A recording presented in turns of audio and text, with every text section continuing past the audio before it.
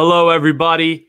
Coming to you live once again from Studio One, aka my parents' house, just in a different room. We're in my bedroom today instead of the back of my mom's office desk.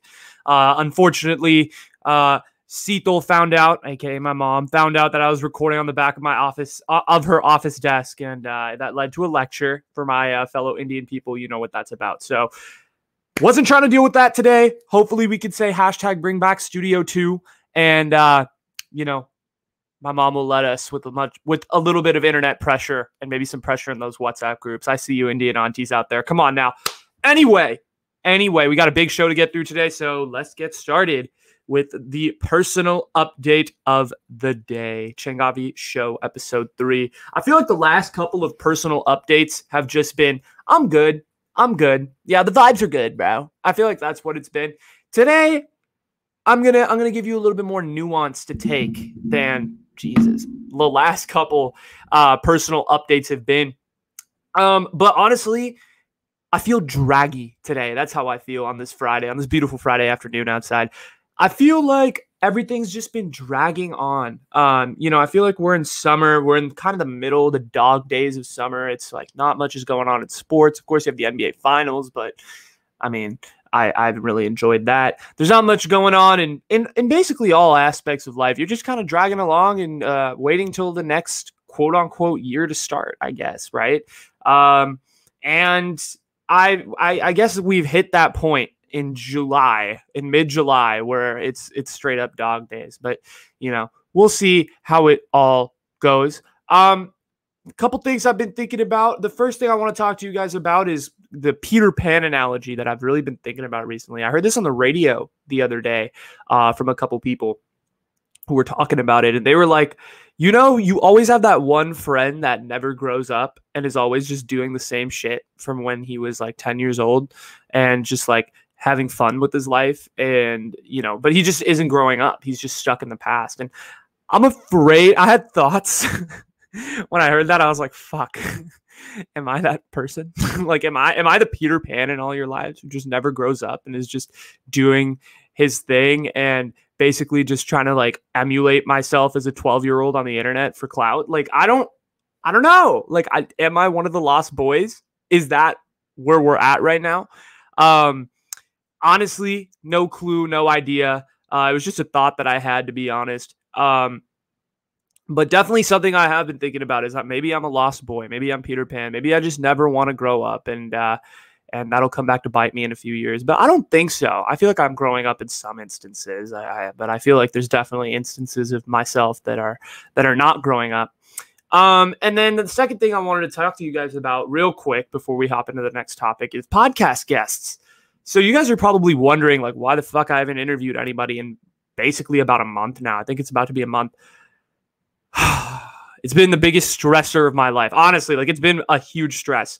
I'm at 24 episodes. I can't get to fucking 25. No one, like, I don't want to sound like self-pity and be like, oh, no one's responding to me or my DMs. But like, no one's responding, dude. I literally try hitting up everybody. Like, I send out maybe 4 or 5 emails a day, DMs, texts. And like, at this point, I'm at the point where I'm like about to give up. I'm like, dude, there's literally no one is responding. Like, I can't even get a response back. I got one from like maybe 200 emails, DMs, and texts I sent. So, we'll take it for now, and we're going to see where that goes. But yeah, it's been hard. It's been really, really hard to find podcast guests. I don't know if it's like a summer thing or like people are out doing their own shit now. Like, I don't know what it is, but podcast guests are very hard to come by. If you guys, I'm saying this right now, I'm going to put this out on the air. If you guys are semi-interesting or working on any interesting projects or anything at all, or you want to talk about something, hit me up. Hit my DMs at Essential Question Podcast on Instagram, Facebook. You can text me. You can do whatever. You just hit me up. And if you're doing something semi-interesting, I'll probably have you on the podcast because I literally have no people right now. So if that's something you want to do, let's do it. Connect. Let's get it going. So that's what I have to say about that. My podcast guest struggle. Real quick before we hop into our sports topic for the day, follow me on Instagram at Essential Question Podcast. You can also pitch me why you should be on my podcast if you would like to, or any ideas you may have or any feedback, anything, always open. So hit the DMs in Instagram, and then on Twitter, I'm EssentialQU1. So shameless plug. And like and subscribe to the video, by the way, if you're watching on YouTube, and then follow me on Spotify if you're listening to this on Spotify, which I highly doubt because I've had 0 plays on Spotify for these last 2 episodes. So real popular guy over here. Let's transition to the sports topic, which has nothing to do with popularity, but I want to shed some light here on a story that I think has not received the amount of love that maybe it does receive, that maybe it does deserve at this point. There's a lot of stuff going on in sports. Last weekend was crazy. It was championship weekend for the Euros in soccer. There was a lot of stuff going on in baseball as they wrap up their first half of the season. It was Wimbledon. It was the Wimbledon finals. NBA finals were getting kicked off. I believe it was game 2 last weekend. So a lot of shit was going on, and that's great. But there's one storyline out of all of this, and I think right now, especially in the dead period of sports, when 2 of the major leagues in America are wrapping up or wrapped up completely or in the offseason, here's a storyline that I think everybody should follow. And it's related to tennis, my favorite sport, one of my favorite sports, I'll say. So as I was mentioning earlier, the Wimbledon finals wrapped up last week. Novak Djokovic just won in 4 sets in the final. And I wanted to say this about this best story in sports that nobody is talking about. Right now, in the sport of men's tennis, I'm making that very clear, there is a 3-way tie in the Grand Slam count. For those of you that don't know what a Grand Slam is a major tournament, which is basically like the tournaments that are used to define how good you are, because they are the tournaments with the best of the best competition. It's the best players in the world all compete on one surface.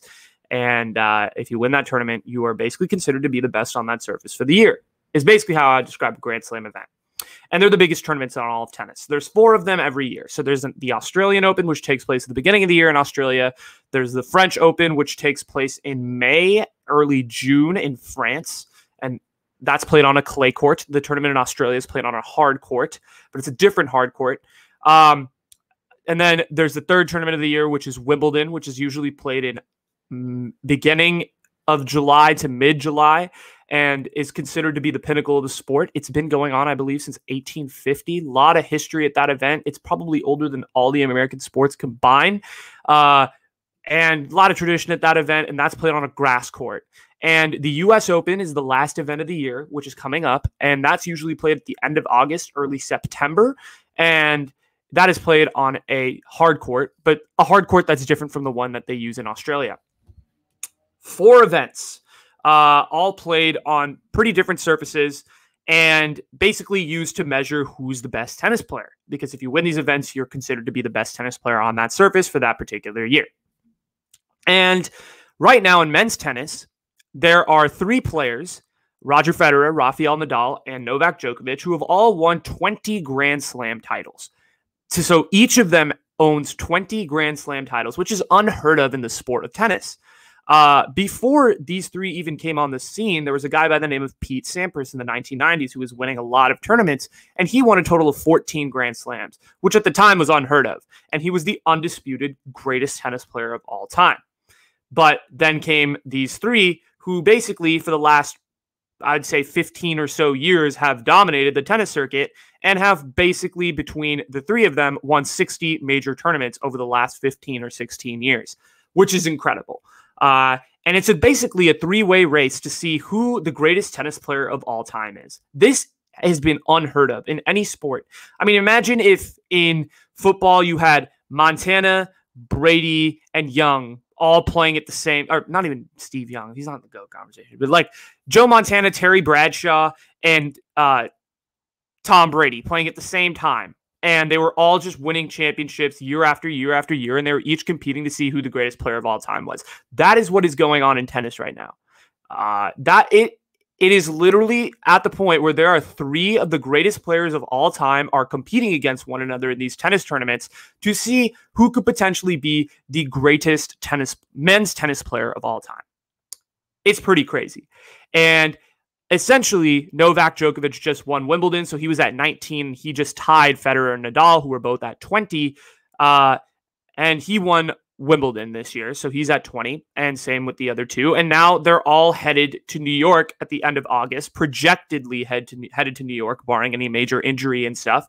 But they'll all be in New York, and they'll all be competing to see who can win number 21. But on top of these three, there's also the whole rest of the draw that's hungry at a chance to win a major title in an era where it's been extremely rare to win a major title. So, lot going on. That tournament is at the end of August, and tennis really deserves some love right now because we're in the midst of one of the greatest storylines that you'll probably ever see in any sport when you have three of the greatest players of all time competing against one another. So I thought tennis deserves some love, which is why that was my topic for today. The storyline that no one is talking about, which is three of the best tennis players of all time are competing against one another. Who is going to be the greatest player of all time at the end of this year? We will see. Good luck to all three of them. I'm excited as a fan. I think it's incredible, and it's going to be a lot of fun to watch. So hopefully I convinced you guys to tune in. Hopefully that was enough intrigue or whatever that you guys are looking for. But speaking of the amazing storyline that everyone is looking for and all the glitz and the glam and the fashion of that, we're going to transition to popular culture, pop culture, as the kids call it. And our first topic in the pop culture category, I've been thinking a lot about this, and I've had a lot of theories about this particular topic. And that's, is there a particular formula to get famous? I know it sounds really cloudy and clickbaity and stuff like that. And I haven't been thinking about if I want to be famous or any of that. Like, that'll come if it comes, whatever. But there's a back door to fame, is what I've realized. And let me explain what I'm saying. So I had a guy by the name of Saro Acharya, who's one of my good friends, on the podcast back in December. And he told me, basically, he was saying that in the old days in Hollywood, and I'm talking specifically from Hollywood, because there are multiple avenues to fame. Let me start like this. There are multiple avenues to fame. You could be a famous athlete, right? Like back here, you have the Niners. You could be a great 49er player. You could be a great Warrior player like Steph Curry, or a great 49ers player like Joe Montana. And suddenly, you are known globally. Athletes, you use the NBA's brand to leverage your fame.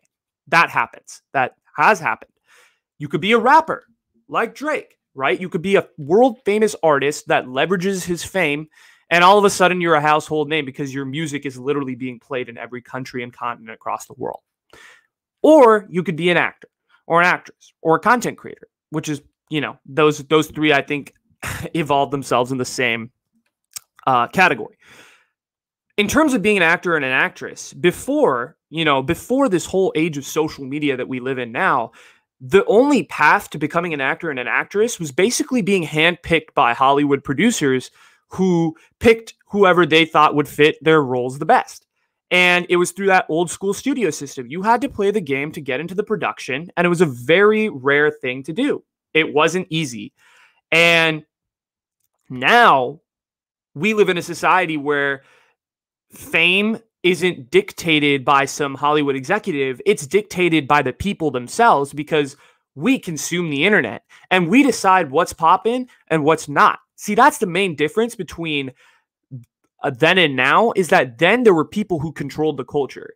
Now it's the people that control the culture. And it's the individual consumers that control the culture versus the brands that control the culture, or versus the people, the executives that control the culture. And now there's not a formula to fame, so to speak. That formula has developed a back door. The formula to fame used to be, okay, I'm going to get in good with this producer and I'm going to, kiss their ass so I can get into this big budget Hollywood film, get exposure so that I can use that exposure from that big budget film to do projects that I want. Hence the plot of Entourage. Just watch it. But now, with social media, it's holy shit. Charli D'Amelio is getting 50 million followers, or Charli D'Amelio has 100 million followers on TikTok. She can use that to leverage herself a backdoor opportunity into Hollywood and literally do whatever the fuck she wants with her followers, because she has so much clout, because the younger generation is after D'Amelio. Because she has the name Charli D'Amelio, all of a sudden she can act in movies, she can produce music, she can do whatever she wants in the creative world. she's used that following that she has on social media to leverage it into bigger projects. And that, I think, is this new backdoor theory that is happening within Hollywood. You look at all the famous people in Hollywood right now, like who do we look up, or not look up to? I don't necessarily look up to all of these people, but like who are the people that are hot shit in Hollywood right now? It's Jake Paul, it's Logan Paul, it's Charlie D'Amelio, Addison Rae, Bryce Hall. It's the fucking famous, it's fucking YouTubers and TikTokers. Those are who are popping off right now because they are able to use their followers and their subscribers on YouTube and their followers on Twitter or whatever the fuck and leverage that into becoming a brand and doing whatever they want to do. I mean, look at Logan and Jake now. Logan has his Impulsive podcast, which is great, by the way. And he has this boxing career that he's after. And you look at Charlie D'Amelio. And what is she doing? She's signing brand deals left and right. She's writing children's books. She's doing TikTok. Sure, she still makes content on her OG platform, but I think she's going to expand eventually. I think you're going to see her on shows and TV eventually in the future. Who knows if she wants to turn it into an acting career? Who knows? But she can do whatever she wants. That's the point. There's a formula to fame, ladies and gentlemen. And the formula to fame, like I repeated before, used to be through the studio system, used to be through kissing ass and working your way up through the system. But now you can make your own way in this digital world that we live in. And that's the coolest part, is that we control the system. So that was just something I was thinking about. I know it was a little rant in terms of the formula to fame, but I think that it's changing. And I think that we're going to really start to see this, who becomes famous and who becomes an actor and who becomes an actress and who are the most famous people in Hollywood now. And that's going to change. And I think we're shifting more to short form content rather than this long form movie and TV show content. So again, it's all an evolution, and it's going to be really interesting to see where we end up in 20 years, maybe. Speaking of someone who's been able to leverage their followers into a crazy collab, let's talk about our second pop culture topic of the day. Jalebi Baby. For those of you that don't know, the song of the summer just dropped a couple weeks ago. Well, the song dropped in January, but the collab of the summer dropped a mere 2 weeks ago. And it was with not my boy, I don't actually know who he is, but shout out Tesher. And I want to talk a little bit about Tesher because this man deserves some love. Tesher, for those of you that don't know, is a Indian-Canadian artist who made a couple of songs that really did well on TikTok. I think he was able to build an audience through brown people. He had this first song that released during quarantine called Young Shahrukh, which was based off Shah Rukh Khan, the Bollywood actor. And it did really, really well. People loved it. And it was done really, really well. I really liked it. He basically sampled some of the old Bollywood songs like from Kabhi Khushi Kabhi Gum and stuff like that and made his own rap to it. He did really good. A lot of people loved it. Then he released his second song called Jalebi, which was super fun. And that song essentially went viral on TikTok. It became a big sound. Everyone was using it, right? Like, baby, let me hear Jalebi, babe, right? Like that sound became popular on TikTok, and Tesher made a TikTok account and he started gaining a bunch of followers because people really liked this song.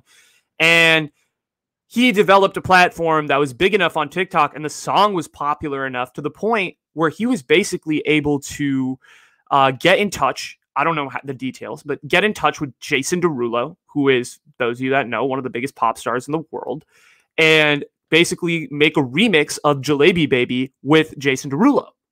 And that's super cool, okay, for so many reasons. First of all, it's Bollywood Hollywood. Jalebi Baby is actually a Punjabi song. So the original song is like Punjabi. Most of the words that are spoken in the song are Punjabi.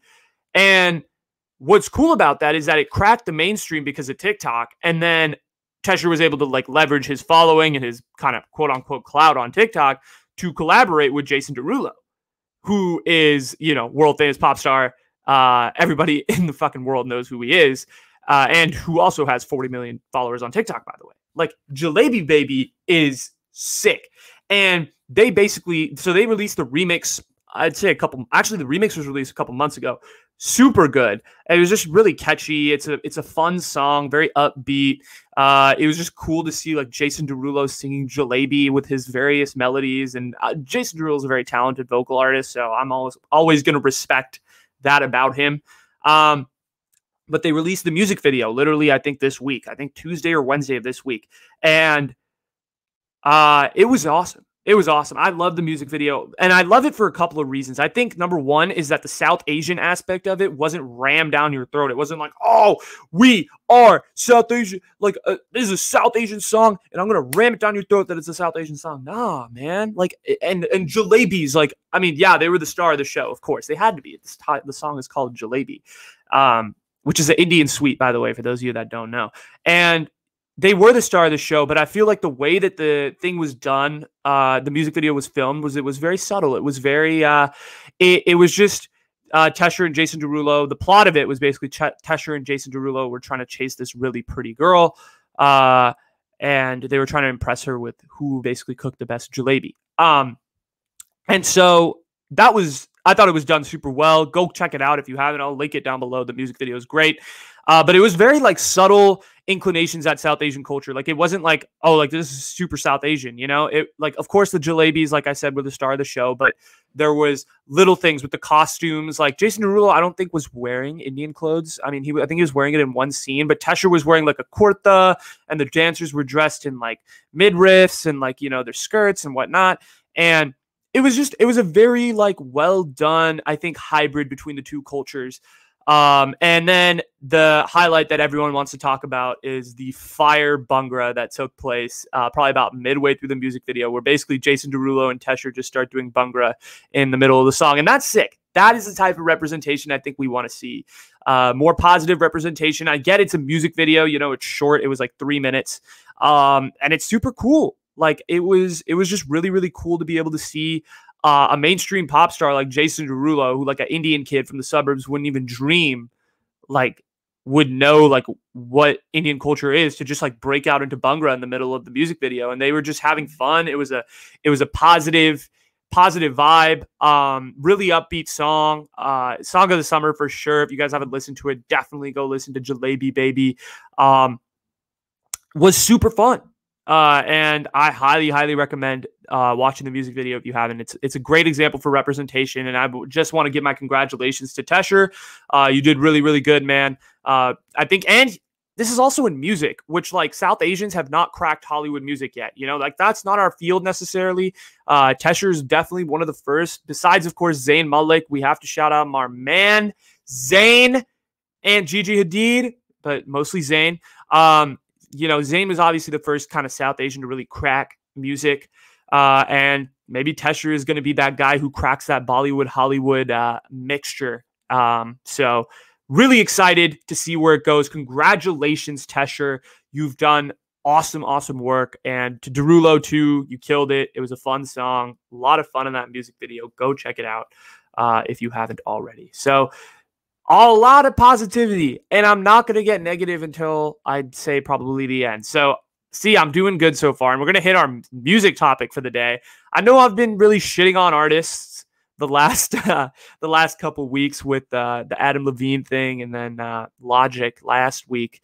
But this week, I am shouting out to people because I feel like I haven't been doing that recently. And I want to keep it positive. I want to keep it nice and fresh and positive, and hope that people are, you know, and shout out the people that I'm really enjoying right now. So this segment's going to be called Anuj's Undiscovered Artist, because, I mean, there's a couple of them that are, you know, are one in here in particular that I think a lot of people do know. But there's a couple in here that I really like.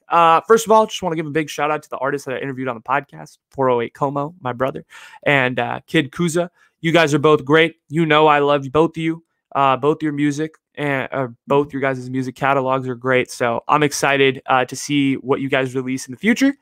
But we got to shout out our undiscovered artists here on this segment. So there's 3 in particular that I want to talk about today. The first one I found on TikTok, actually, like 4 days ago, I think. I was just scrolling through TikTok late at night, and I found this little 17-year-old Indian boy from Ontario, Canada, by the name of Undefined. And this guy's really, really good. Watched a couple of his TikToks. He seems like a really authentic, well-grounded kid.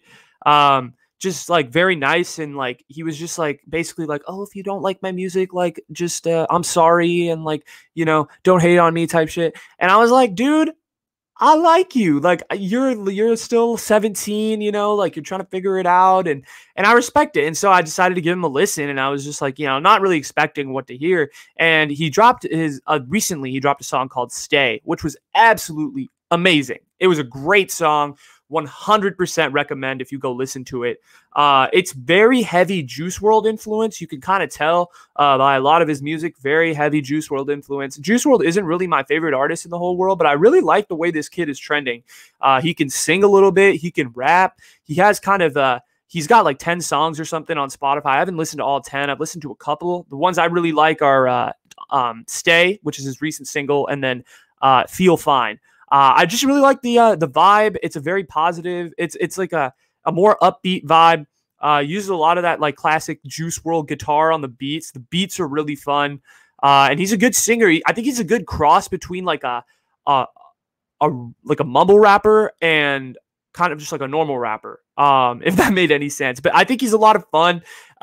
He's got a good voice. He's really talented, and he's only 17, so I think he can only grow from here, and I think he's got a big future ahead of him. So I really like this kid, Undefined. Go follow him on TikTok. I'll write down his name. It's like it's Undefined, but it's spelled with an X. So go definitely check him out, and you can just search him up on TikTok. He'll show up. He's really cool. My second artist I want to talk about is a guy I found like a few years ago that me and my brother found.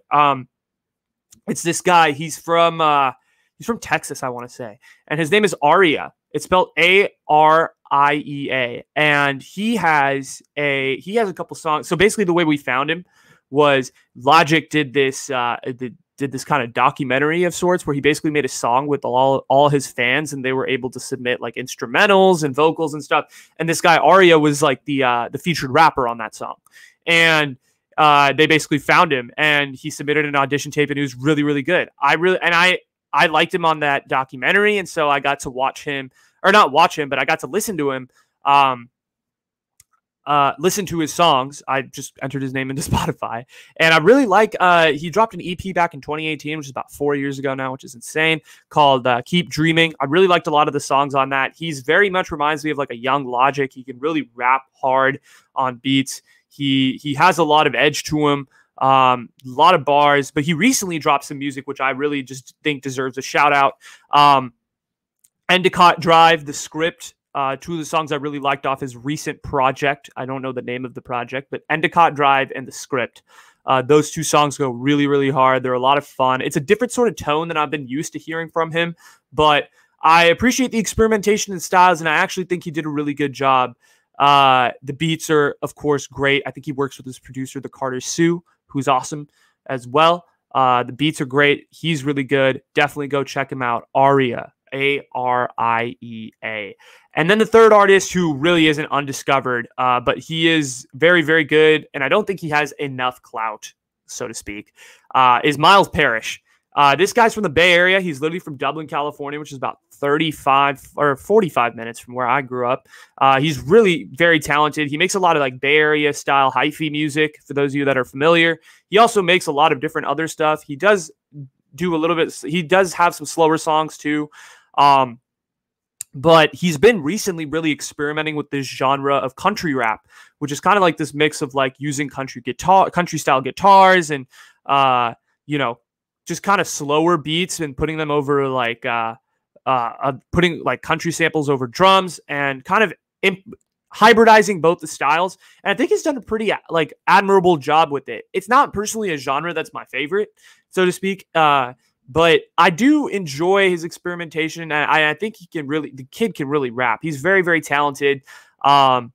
And even his hyphy stuff is absolutely awesome. He's got the song White Tea, which could go hard at like any party. I think everyone should play it. Go too, the song Go. That's another one of my favorites. Hypnotic is another really good one. And then off his recent project, he's got a song called 680 South, which, yes, is based off the freeway here in the Bay Area. And there's one more, but I can't remember it off the top of my head, but those three, definitely go check out those three songs for sure. And yes, Miles Parrish is one of the good ones out there right now, so definitely go check them out. We got 2 more topics to get through, so let's do this quickly. The transitioning from all this positivity that I've been preaching the last 10, 15 minutes. Fortunately, for our news topic, as is the news these days, some negativity. So I want to shed some light on this story. Like I said earlier in the show, this week was a huge week in sports. You had the Euros, you had the NBA Finals, you had Wimbledon. There was a lot of shit going on. And unfortunately, I love sports, and I think sports can bring together so many people and so many things. But unfortunately, this is a story of how sports can really divide communities as well. Marcus Rashford in the Euros. So basically what happened here was obviously not obviously, but like if you guys didn't know, England lost the Euros on Sunday to Italy in penalties, and there were 3 players that missed penalty kicks, and 3 of those players happened to be black. Their names are, I have them right here. I think it's important we talk about all of them. Marcus Rashford, Jadon Sancho, and Bukayo Saka. All 3 of these players play for the English national team, and they all missed their penalty kicks, unfortunately, in during the latter stages of the game. And unfortunately, they're being racistly attacked online and in DMs, and it's even gone as far as to defacing murals of these that are painted of these guys in various communities, and basically writing racial slurs on those murals, amongst other things. And I just want to talk about how this is just completely inappropriate. I mean, this is absolutely fucking ridiculous that we're still at the stage where we have to worry about black players being attacked after a loss. Like, really? Like, it's like leave that. This has always been my thing with sports, is like, I get it. I get angry sports fans because I am one at times, right? I get mad, I get pissed, but leave the personal lives out of it. When it comes to the game, just talk about the game. Don't talk about the lives. You could say Marcus Rashford's a fucking horrible soccer player. I don't care. That doesn't bother me. May bother him. I don't know. But you can't be like, you can't use racial slurs when it comes to these guys. And it's just completely inappropriate. I mean, I'm at a loss of words, because at the same time, I get where these sports fans in the heat of the moment are just pissed, but that gives you no right to deface a mural or post the shit that you've said online or DM these players horrible things. No, that's awful. And 100% just horrible actions. I just wanted to talk a little bit about Marcus Rashford real quick. Marcus Rashford had actually been responsible in England to direct a movement to reverse the ending. So they were going to end the free lunch program in England, but he directed a movement to basically reverse that, and he was successful. And this was all during COVID.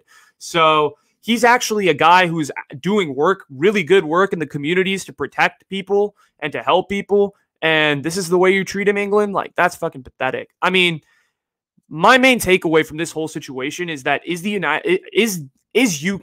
UK more behind in the race conversation than America, or are we all just collectively behind? That's the question I'm left with. And honestly, I don't have an answer. Here's my answer, is that I think we're all collectively behind. I think this is just a first world country thing where we're like, what the fuck?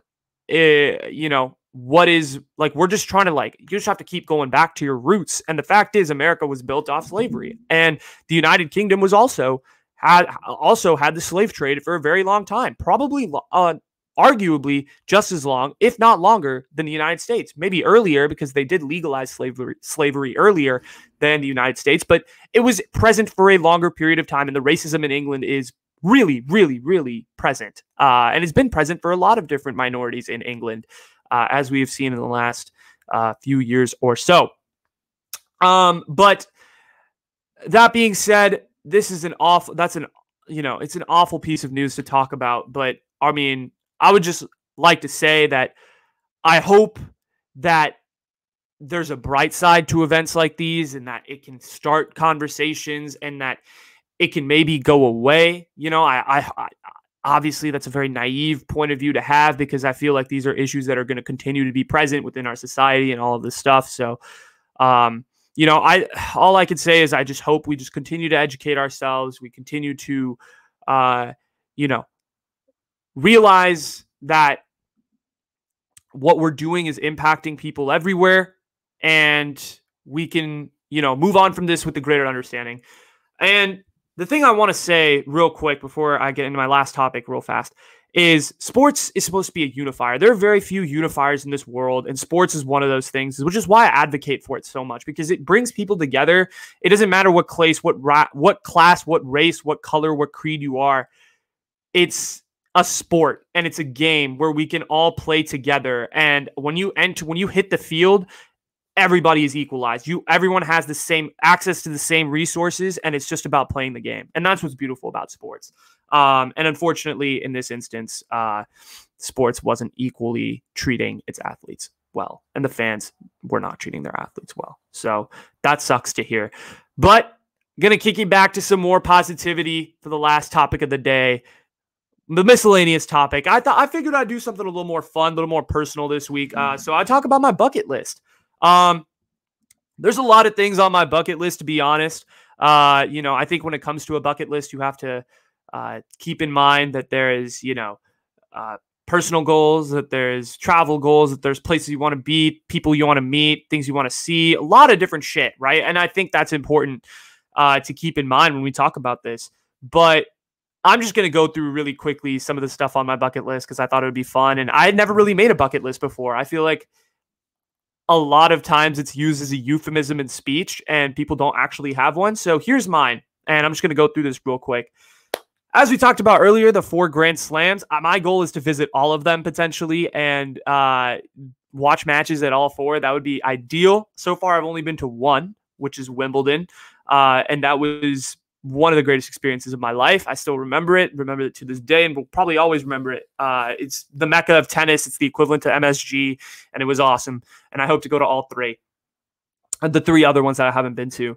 I've always wanted to travel to Australia for some reason. I think the Outback and the Great Barrier Reef are awesome. That's just always been on my bucket list, to go and see the nature of Australia. I feel like it's such a foreign land, and we don't really talk about it much. So yeah. I would love to go to the Super Bowl or the NBA Finals with my team playing. That's always been a goal of mine. Unfortunately, the tickets are super expensive, and the Super Bowl is all over the country, so I haven't really been able to do that.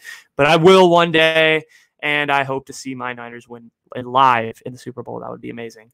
I want to see my Niners play at Lambeau Field in Green Bay, which is basically known as the Mecca of football. A lot of history, a lot of tradition. Would love to go to Lambeau and watch my Niners play a game there. Would love to see the Warriors play at Madison Square Garden. Again, just iconic sports venues, and see my teams play in those iconic sports venues would be awesome. Really always wanted to visit South Africa. I think there's a lot of really cool stuff in South Africa. Safaris and all sorts of cool shit. So I would love to go there. Skydiving, I've always wanted to. I'm going to have to work my way up to these adventures. I don't think I'm going to be able to skydive right out the gate, but maybe eventually one day I'll be able to work my way into skydiving and jumping out of a plane. That's going to be really fucking scary. I'm getting scared thinking about it. And the last thing I wanted to do is when I eventually get some money in the bank account, whether it be from this or whatever it is, and I have a good amount of money, I would love to do base camp. I would love to go to Mount Everest base camp, and I'd love to take my dad, because my dad has been talking about doing base camp for 20 years, 20, 25 years. And he's always wanted to go. We just never have had the time, but I hope that I'm able to take him to base camp one day, and we both can hike up to base camp together, because it's supposed to be an absolutely gorgeous hike. And he's been obsessed with Mount Everest for a really, really long time. So I'd love to take him to Mount Everest base camp.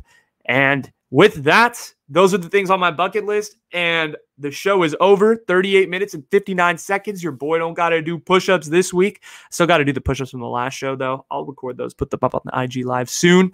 But that's all I got for you guys on the show today. I really, really hope you guys enjoyed it. I hope you guys enjoyed some of the topics you talked about. What are your thoughts? Comment down below. Going to be posting the clips of all the stuff later, so go and check those out when the highlights come out. Been a lot of fun making this show. I have truly appreciated it. Hopefully we can get some podcast interviews on too soon. That would be a lot of fun. This show has been absolutely a blast. Thank you so much, everybody, for tuning in to episode 3. Like and subscribe to the video. Follow me on Spotify. Follow me on the socials. You guys know the deal. And that's all I'm going to leave you with. So Hope you guys enjoyed it and have a great rest of your day. All right. Peace.